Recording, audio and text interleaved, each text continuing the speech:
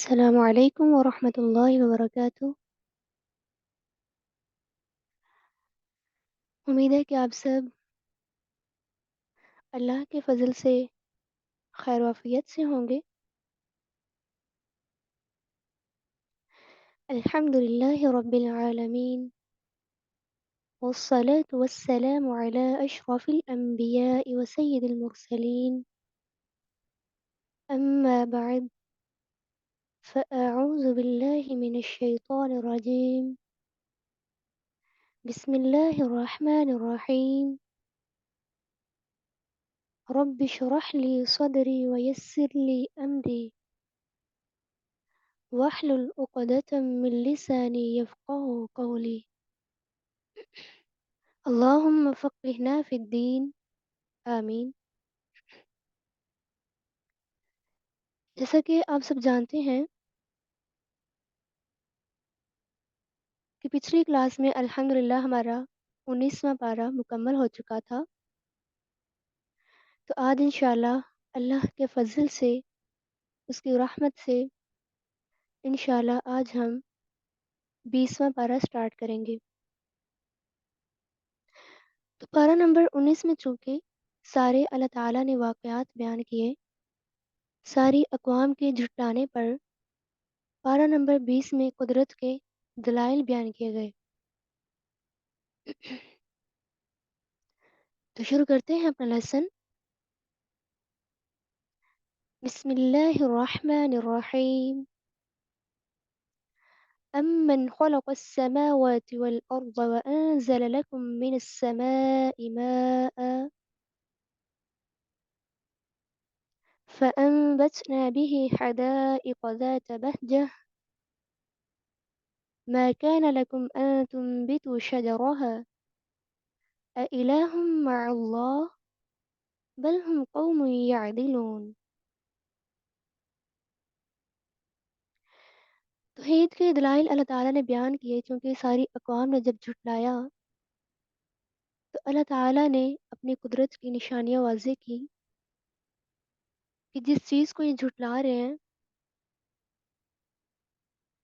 جس کو جھٹلا رہے ہیں، آخر اس قدرت کا کمال کیا ہے۔ یعنی ان سے کہا جا رہا ہے، جھٹلانے والوں سے، کہ یہ کون ہے جس نے زمینوں اور آسمانوں کو پیدا کیا اور آسمان سے پھر پانی بھی اتارا، اس پانی کے ذریعے سے باغات اگائے، بارش کی شکل میں اللہ تعالیٰ نے پانی اتارا۔ کیا پھر اللہ تعالیٰ کے ساتھ کوئی اور الہ ہے جو یہ سب کچھ کر رہا ہے؟ وہ کون ہے جس نے زمین کو جائے قرار بنایا، جائے پناہ بنایا، انسان کا رہنے کا ذریعہ بنایا، اور پھر نہریں بھی جاری کر دی زمین پر، پہاڑوں کو مسخر کر دیا؟ تو کیا اللہ تعالیٰ کے ساتھ کوئی اور الہ ہے؟ نہیں، یہ اس کی قدرت ہے، وہ اکیلا سب کچھ کر رہا ہے۔ بل اکثرهم لا يعلمون، بلکہ اکثر تو جانتے ہی نہیں ہیں۔ ان سے کہا جا رہا ہے کہ وہ کون ہے جو بے قرار کی، بے چین کی دعا کو قبول کرتا ہے، جب بھی کوئی تکلیف آتی ہے تو اس کو بھی دور کرتا ہے، اور وہ کون ہے جو تمہیں زمین پر جانشین بناتا ہے۔ یہ کون ہے جو اندھیروں میں، خشکی میں، حتیٰ کہ سمندر میں بھی راہ دکھاتا ہے۔ کون ہے جو ہواؤں کو اپنی رحمت کے ساتھ خوشخبری بنا کر بھیجتا ہے۔ وہ تو ان تمام مشرکین سے بلند تر ہے۔ وہ کون ہے جو تخلیق کرتا ہے انسان کی، پھر اس کو دوبارہ لوٹاتا ہے۔ وہ کون ہے جو زمینوں اور آسمان میں ہر ایک کو رزق دے رہا ہے۔ ان سے کہا جا رہا ہے، مشرکین سے، جھٹلانے والوں سے، قُلْ هَاتُوا بُرْهَانَكُمْ إِن كُنتُمْ صَادِقِينَ، یعنی اگر تم سچے ہو تو کوئی دلیل لاؤ۔ کیونکہ توحید کی اتنے زیادہ دلیلیں اللہ تعالیٰ بیان کر رہے ہیں، اتنے زیادہ دلائل ہیں لیکن شرک کی کوئی دلیل نہیں ہے. یعنی وہ جو بت ہیں وہ تو انہوں نے خود بنائے ہیں. کیا وہ کچھ کر سکتے ہیں ان کے لیے؟ کیا وہ کچھ ان کو فائدہ دے سکتے ہیں یا نقصان دے سکتے ہیں؟ نہیں، ان کی تو کوئی دلیل نہیں ہے. جبکہ اللہ تعالیٰ تو زمینوں اور آسمانوں میں غیب کو بھی جانتے ہیں. تو جب یہ سارا کچھ بیان کیا گیا تو رکوع نمبر 2 میں کافر کا طرز عمل بیان کیا جا رہا ہے کہ وہ جو کافر وہ کہتے ہیں کیا ہم دوبارہ مر کر مٹی ہو جائیں گے؟ کیا ہمارے آباء و اجداد بھی کیا وہ نکالے جائیں گے دوبارہ؟ وہ کہتے ہیں کہ یہ تو کہانیاں ہی ہیں، یہ باتیں جو ہیں یعنی دوبارہ اٹھائے جائیں گے، ہمارے آباء و اجداد واپس تو نہیں آئے. یہ چیز ان کے لیے ایک فتنہ بن گئی ہے. کیا ان سے یہ کہا گیا تھا کہ دنیا میں ان کو دوبارہ بھیجا جائے گا؟ دوبارہ اٹھانے کا مقصد یہ ہے کہ قیامت کے دن اللہ تعالیٰ دوبارہ اٹھائیں گے. تو یہ کہتے ہیں کہ ہمارے آباء و اجداد جو چلے گئے ہیں وہ دوبارہ کیوں نہیں آئے ہیں؟ ان سے کہا گیا کہ دیکھو جیسے تم لوگ مجرم بن رہے ہو، جرم کر رہے ہو اس طرح کا، تو زمین پر چل پھر کے دیکھو، ساری نشانیاں دیکھو کہ پہلے مجرمین کا انجام کیا ہوا تھا. وہ بھی ایسا ہی کرتے تھے، ایسا ہی کہتے تھے. یعنی یہ کہانیاں ہیں. چونکہ آپ صلی اللہ علیہ وسلم کو بہت زیادہ پریشانی ہوتی اس بات پر کہ لوگ مان نہیں رہے، بلکہ آگے سے جو ہے حجت کر رہے ہیں، جھگڑا کر رہے ہیں. تو اللہ تعالیٰ آپ صلی اللہ علیہ وسلم کو تسلی دے رہے ہیں وَلَا تَحْزَنْ عَلَيْهِمْ وَلَا تَكُنْ فِي ضَيْقٍ مِّمَّا يَمْكُرُونَ. یعنی آپ نے پریشان نہیں ہونا، آپ نے غم نہیں کرنا، آپ کے سینے میں بالکل بھی تنگی نہیں ہونی چاہیے. کس سے؟ اس سے جو یہ چالیں چل رہے ہیں. وہ کہتے ہیں کہ یہ کب ہوگا وعدہ اگر تم سچے ہو، یعنی آپ صلی اللہ علیہ وسلم کو کہہ رہے ہیں. وعدہ کون سا کہہ رہے ہیں؟ قیامت کا، کیونکہ یہ عذاب کو بہت مانگتے ہیں. تو اللہ تعالیٰ فرما رہے ہیں ان سے کہیے کہ امید ہے وہ قریب ان کے پاس آ جائے تو پھر ان سے پھیرا نہیں جائے گا یہ عذاب. یہ جو کچھ بھی کہہ رہے ہیں اللہ تعالیٰ تو جانتے ہیں، وہ تو سینوں کے راز جانتے ہیں، حتیٰ کہ ظاہری اور باطنی راز بھی جانتے ہیں، چھپے ہوئے راز بھی جانتے ہیں. تو یہ جو قرآن بیان کیا جا رہا ہے اس کا مقصد کیا ہے؟ آیت نمبر 77 اور 78 میں بیان کیا گیا. یعنی یہ جو قرآن ہے یہ حق کو بیان کرتا ہے، اختلافات دور کرنے کے لیے. بنی اسرائیل جو اکثر اختلاف کرتے ہیں کہ ایسا کیوں ہے ایسا کیوں ہے، ان کے اختلاف کو دور کرنے کے لیے اور ہدایت کا ذریعہ ہے، رحمت کا ذریعہ ہے. کن کے لیے؟ للمؤمنین، ایمان والوں کے لیے، مومنوں کے لیے. تو جو کچھ بھی یہ کہہ رہے ہیں اللہ تعالیٰ اپنے حکم سے ان کے درمیان فیصلہ کر دیں گے، جو بھی یہ اختلاف کر رہے ہیں. تو اللہ تعالیٰ آپ صلی اللہ علیہ وسلم کو بار بار تسلی دے رہے ہیں کہ اللہ پر توکل کیجیے، آپ تو حق کو واضح کرنے والے ہیں. بس آپ مردوں کو نہیں سنوا سکتے، بہروں کو نہیں سنوا سکتے. یہ ان کی مثال ایسے ہی ہے جو نہیں مانتے، بہرے اور گونگوں جیسی ہے، مردوں جیسی ہے. کیوں اٹکے ہوئے ہیں؟ اس کے بعد رکوع نمبر 3 میں قیامت کا منظر اللہ تعالیٰ بیان کر رہے ہیں. چونکہ وہ قیامت کو جلدی مانگ رہے تھے تو اللہ تعالیٰ نے ان کو ڈرانے کے لیے مجرمین کو قیامت کا منظر بتایا کہ یہ جس چیز کو طلب کر رہے ہیں اس کا منظر کیا ہوگا، اس کا سین کیا ہوگا. وَإِذَا وَقَعَ الْقَوْلُ عَلَيْهِمْ أَخْرَجْنَا لَهُمْ دَابَّةً مِّنَ الْأَرْضِ تُكَلِّمُهُمْ أَنَّ النَّاسَ كَانُوا بِآيَاتِنَا لَا يُوقِنُونَ. یعنی اللہ تعالیٰ کہہ رہے ہیں کہ اس دن کیا ہوگا، ہم ایک جانور کو نکالیں گے ان کے لیے جو لوگوں سے کلام کرے گا. یہ نشانیاں ہی ہیں قیامت کی. جب قیامت کا وعدہ قریب آ جائے گا اللہ تعالیٰ ایک جانور نکالیں گے، وہ لوگوں سے باتیں کرے گا.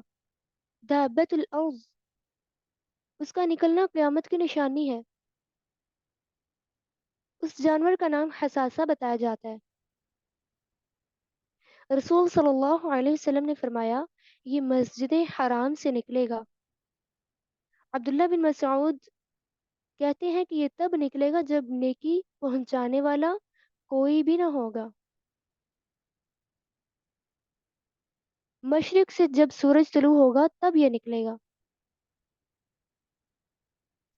رسول صلی اللہ علیہ وسلم نے فرمایا دابت الارض کا خروج ہوگا، یعنی جب یہ نکلے گا وہ لوگوں کے منہ پر نشان بنا دے گا۔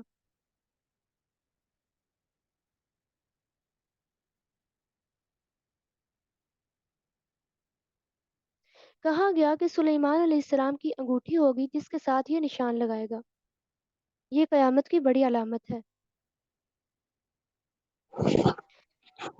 جب قیامت آ جائے گی سب اکٹھے ہو جائیں گے، ہر امت میں سے ایک فوج الگ کر دی جائے گی جو اللہ کی آیات کا انکار کرتے تھے، پھر ان کو گروہ گروہ در تقسیم کیا جائے گا۔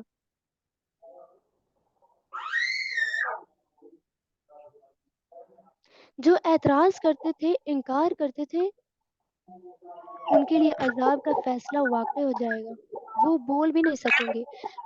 ایسا منظر ہوگا کہ کوئی بول بھی نہیں سکے گا، کیونکہ اس دن ساری گواہیاں، ثبوت، ہر چیز کا پروف مل رہا ہوگا انسان کا۔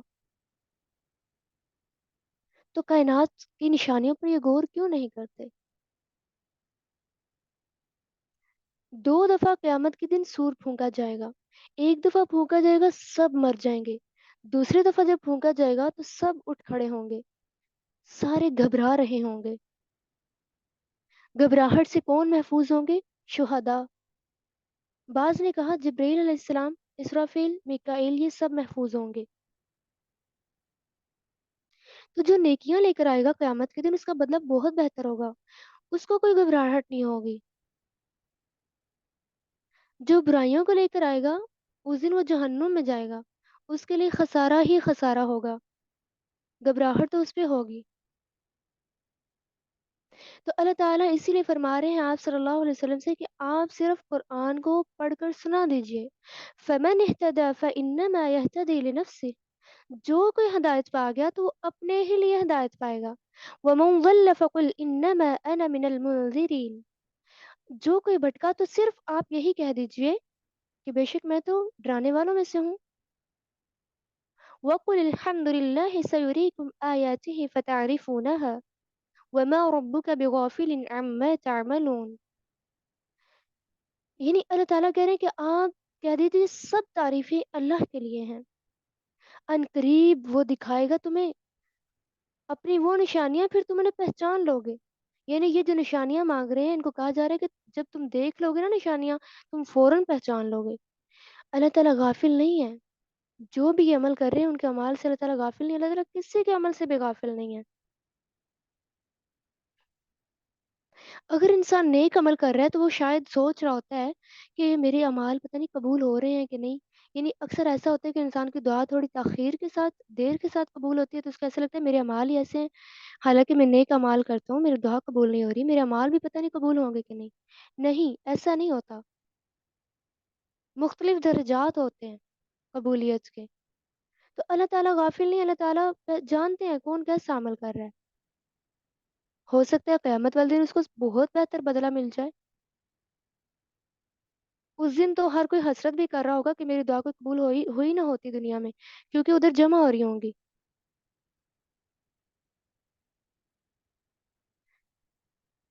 تو اللہ تعالیٰ سے دعا ہے کہ اللہ تعالیٰ میں ہدایت یافتہ لوگوں میں شامل کرے، آمین۔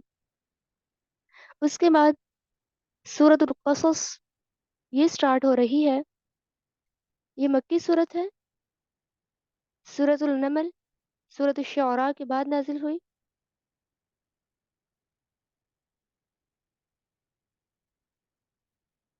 اس میں موسیٰ علیہ السلام کا قصہ بیان ہوا ہے۔ تو وہ موسیٰ علیہ السلام کون ہیں؟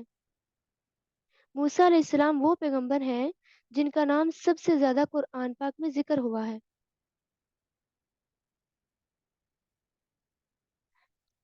سب سے پہلے ایک تو موسیٰ علیہ السلام اور فرعون کا واقعہ، نمبر 2 پہ موسیٰ علیہ السلام اور بنی اسرائیل کے حالات، नंबर 3 पे मूसा अलैहिस्सलाम की नबूवत से पहले और बाद के हालात का ज़िक्र है।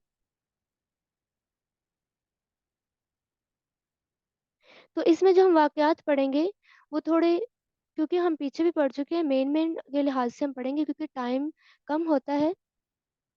टाइम का लिहाज रखते हुए, ख़्याल करते हुए इसको हम उस तरह से पढ़ेंगे कि अंडरस्टैंड हो जाए, हर चीज़ समझ आ जाए। क्योंकि ये वाक़यात बार-बार दोहराए जा चुके हैं। तो शुरू करते हैं सूरतुल क़सस। बिस्मिल्लाहिर्रहमानिर्रहीम।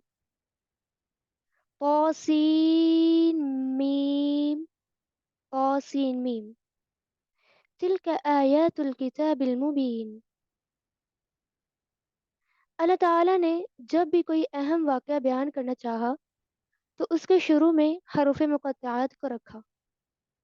इनके जो असल मानी है वो अल्लाह ताला को ही मालूम है।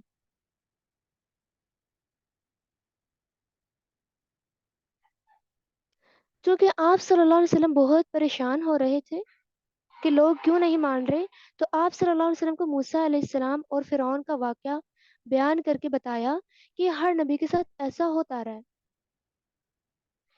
इसलिए फरमाया नत्लु अलैका मिन नबइ मूसा व फ़िरऔन बिल हक़्क़ि लिक़ौमिन युमिनून। यानी उन लोगों के लिए हक़ के साथ अल्लाह ताला मूसा और अलैहिस्सलाम और फ़िरौन का वाक़या बयान करते हैं, उनकी ख़बर बताते हैं, जो ईमान लाते हैं।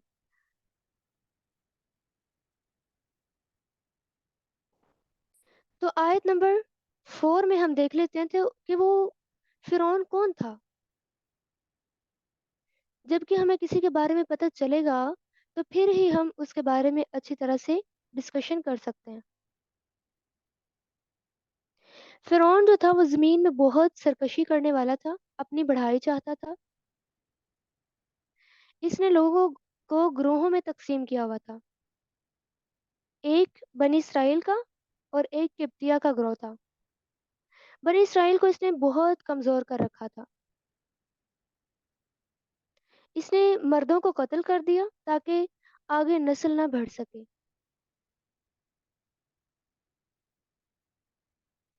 तो अल्लाह ताला ने फ़रमाया कि हम चाहते थे कि बनी इसराइल पर एहसान करें, उनको ज़मीन के इमाम और वारिस बनाएँ। ये अल्लाह का इरादा था, लेकिन फ़िरौन का इरादा था कि बनी इसराइल को कमज़ोर बना दिया जाए। फ़िरौन जो था वो औरतों से सारे काम करवाता था।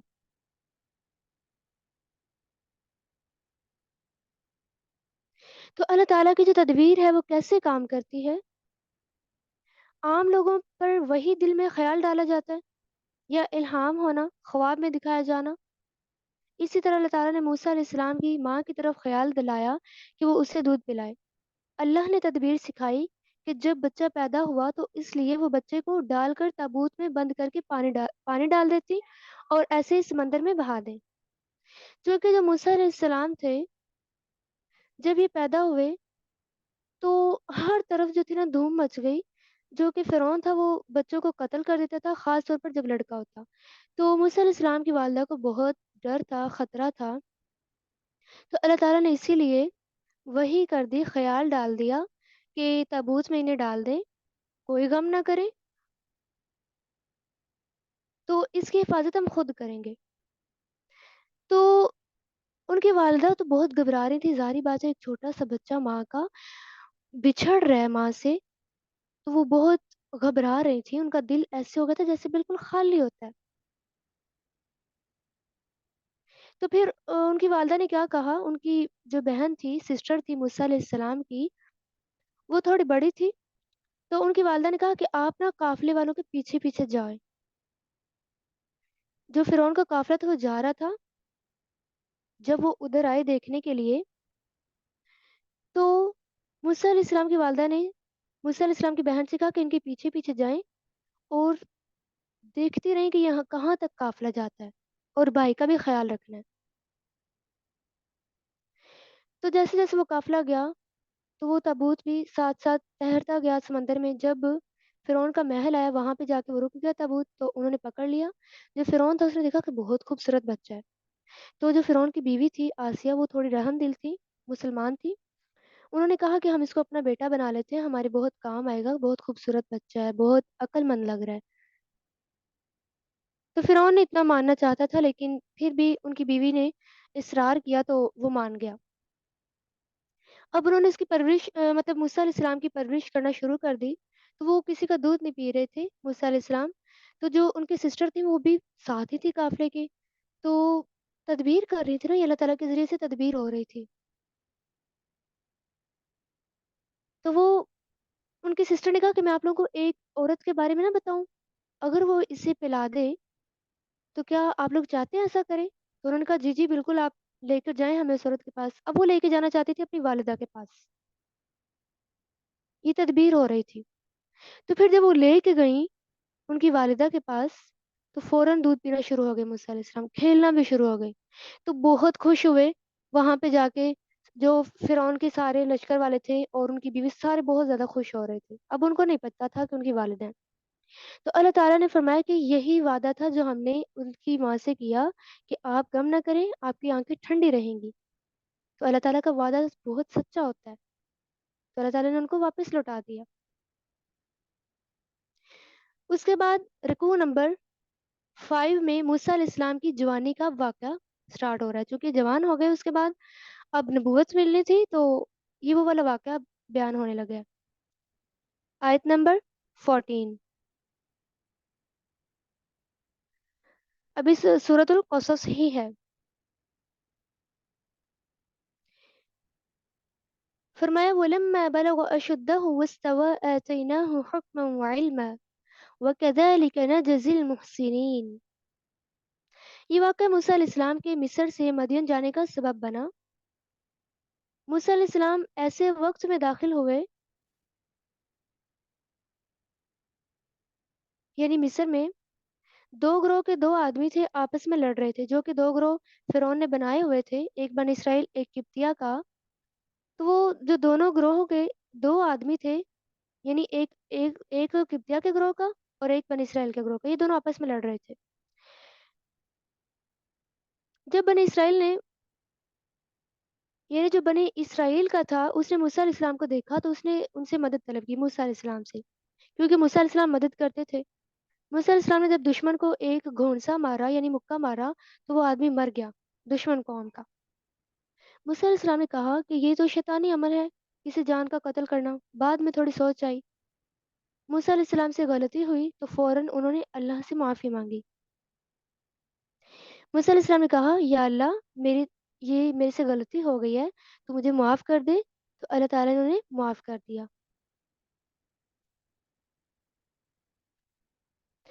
تو موسیٰ علیہ السلام نے ڈرتے ہوئے جب صبح کی کہ کہیں قتل کا پتہ نہ چل جائے، کیونکہ فرعون تو موقع کا انتظار کر رہا تھا، تلاش کر رہا تھا موقع، اگلے دن دیکھا وہی شخص پھر لڑ رہا تھا، یعنی بنی اسرائیلی کا قبطیہ والا چونکہ مر گیا، تو وہ شخص پھر لڑ رہا تھا۔ اس نے پھر چیخ کر مدد طلب کی، تو موسیٰ علیہ السلام نے کہا تم ہی خلم خلا گمراہ ہو، تم ہی دشمنوں بٹکے ہوئے ہو، کل بھی لڑ رہے تھے آج پھر لڑ رہے ہو۔ جب موسیٰ علیہ السلام نے ارادہ کیا کہ اس شخص کو چھڑوائیں، لیکن وہ شخص آگے سے کہتا ہے کہ موسیٰ، تم مجھے آج قتل کرنا چاہتے ہو جیسے کل اس شخص کو قتل کیا تھا؟ تم جابر بننا چاہتے ہو؟ یعنی ایک تو مدد طلب کر رہا ہے، ایک تو اس نے کل دوسرے شخص کا قتل کروایا، آج پھر مدد طلب کر رہا ہے، اور الٹا الزام لگا رہا ہے موسیٰ علیہ السلام کے اوپر کہ آج آپ مجھے قتل کرنا چاہ رہے ہیں۔ موسیٰ علیہ السلام نے حالانکہ اس کی مدد کی تھی، لیکن وہ الٹا الزام لگا رہا ہے کیونکہ وہ خود ہی ویسا تھا، اسی لیے موسیٰ علیہ السلام کے بارے میں بھی ویسا ہی سوچ رہا تھا۔ بھرے ہوئے مجمع میں وہ شخص کہہ رہا تھا، اس لیے کہ مطلب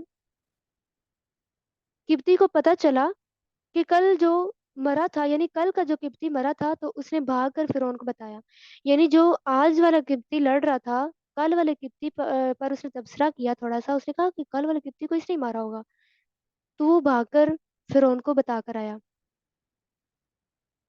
لیکن ایک ایسا شخص تھا جس کے ذریعے سے اللہ تعالیٰ نے موسیٰ علیہ السلام کو یہ ساری خبر دے دی کہ فرعون اب آپ کا پیچھا کر رہا ہے، قتل کی سازش کر رہا ہے، یہاں سے چلے جائیں۔ موسیٰ علیہ السلام اب آئے تو نیکی کا پیغام پہنچانے کے لیے، لیکن ان پر الزام لگ گیا، موسیٰ علیہ السلام اب ڈر کر بھاگ گئے۔ اور دعا کی کہ اللہ مجھے ظالم قوم سے نجات عطا فرما۔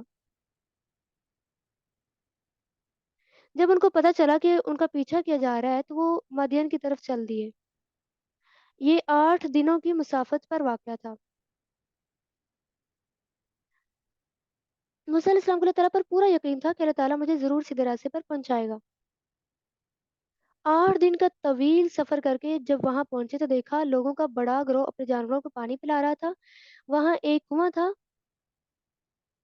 2 عورتیں اپنے جانوروں کو پیچھے ہٹا رہی تھیں۔ تو موسیٰ علیہ السلام نے یہ معاملہ دیکھا تو جا کر پوچھا تم دونوں کا کیا معاملہ ہے؟ یعنی ان دونوں لڑکیوں سے پوچھا آپ دونوں کا کیا معاملہ ہے؟ وہ کہنے لگی کہ ہم تب تک اپنے جانوروں کو پانی نہیں پینے دیتی جب تک چرواہے اپنے جانور لے کر یہاں سے چلے نہ جائیں، کیونکہ وہ بہت باحیا تھی، اس لیے وہ ابھی بھی الگ کھڑی ہوئی تھی۔ وہ مردوں میں خلط ملط مکس اپ ہونا نہیں چاہتی تھی۔ ان کا باپ بوڑھا تھا، اس لیے وہ نہیں چاہتی تھی کہ اپنے باپ کی عزت پر عیب لگائیں۔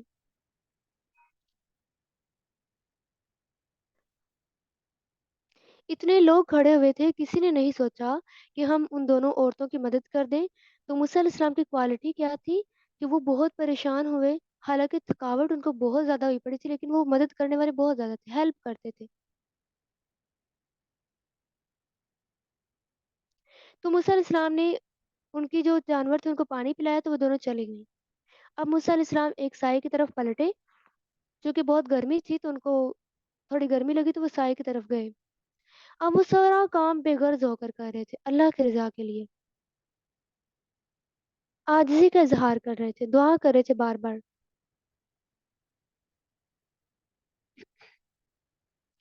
ان کی دعا کیا تھی؟ رب انی لما انزلت الی من خیر فقیر، یعنی اے اللہ میں تیری بھلائی کا محتاج ہوں، تو مجھے جو بھی عطا کر دے،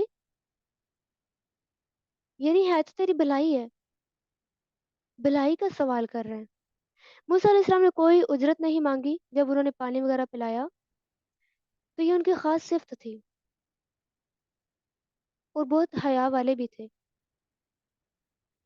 اب جب وہ بچیوں کو پتہ چلا کہ یہ ماشاءاللہ بہت زیادہ حیا والے ہیں، اتنے عزت والے ہیں، اتنے امانت دار ہیں، تو ایک بچی کہنے لگی ابا جان ان کو آپ اجرت پر رکھ لیجئے۔ بعض نے کہا کہ ان کے والد جو تھے وہ بچیوں کے وہ شعیب علیہ السلام تھے جو کہ مدین کی طرف گئے تھے۔ تو وہ بچی اب کہنے لگ پڑی اپنے والد کو، تو جب ان کے والد نے کہا کہ انہیں لے کر آئیں، وہ بچی بھی ایسے با حیا ہو کر جا رہی تھی، بہت عزت کے ساتھ کہنے لگی کہ میرے والد آپ کو بلا رہے ہیں۔ تو بحث نہیں کی، کوئی اور بات نہیں کی۔ جب موسیٰ علیہ السلام آئے تو انہوں نے سارا قصہ سنایا کہ میرے ساتھ ایسے ایسے ہوا ہے، یعنی ان کے والد کو سنایا۔ تو بوڑھے شخص نے کہا کہ تم گھبراؤ نہ، ان ظالموں سے نجات تم پا جاؤ گے انشاءاللہ۔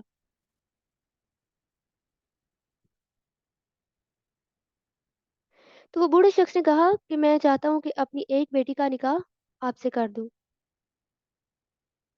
جب بوڑھے نے سوچا کہ یہ مظلوم ہے، امانت دار ہے، تو 2 جوان بیٹیاں گھر تھیں، تو وہ بھی جوان ہی تھے، اس لیے مشورہ کیا پہلے، تو پھر نکاح کا ارادہ کر لیا۔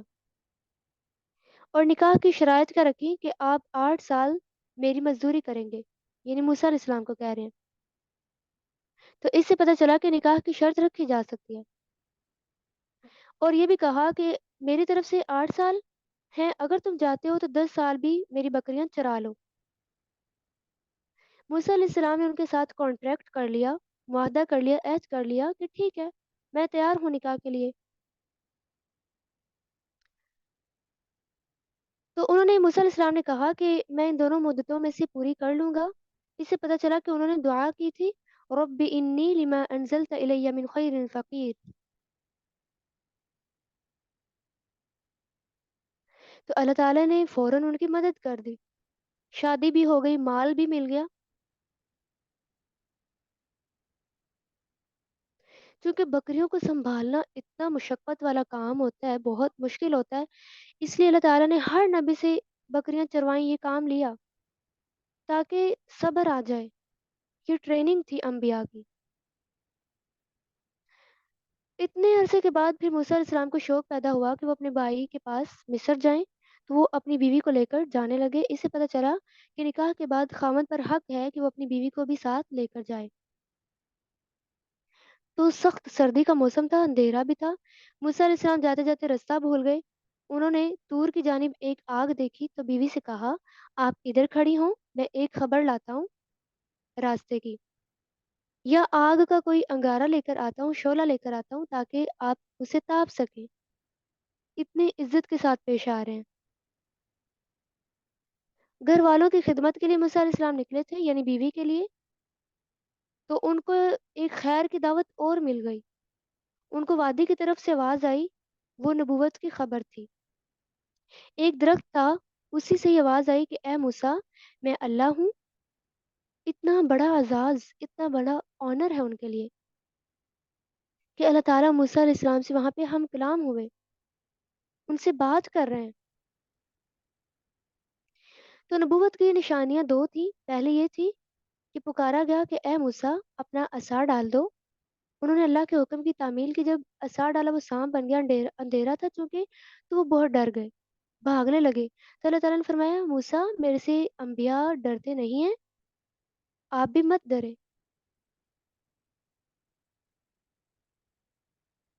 پھر دوسری نشانی یہ تھی، فرمایا اپنا ہاتھ گریبان میں ڈالیں۔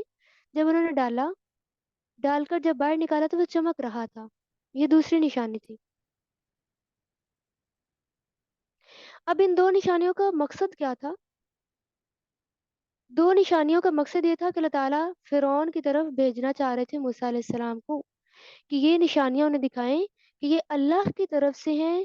یہ کون ہے اللہ جو سب کچھ کر رہا ہے، جس نے مجھے یہ نشانیاں دی ہیں، تاکہ وہ مان جائے۔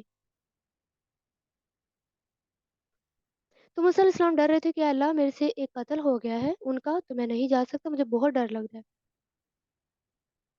تو اللہ تعالیٰ فرما رہے ہیں کہ اپنے بھائی ہارون کو ساتھ لے کر جاؤ، کیونکہ موسیٰ علیہ السلام جب اکیلے جانے سے ڈر رہے تھے، اور دوسرا یہ بھی تھا کہ ان کی زبان میں تھوڑی سی لکنت تھی، تو تھوڑی سمجھ نہیں آتی تھی لوگوں کو، تو اس لیے وہ کہہ رہے ہیں کہ اللہ میرے گھر والوں میں سے مجھے مددگار دے دے، میرے بھائی ہارون علیہ السلام کو۔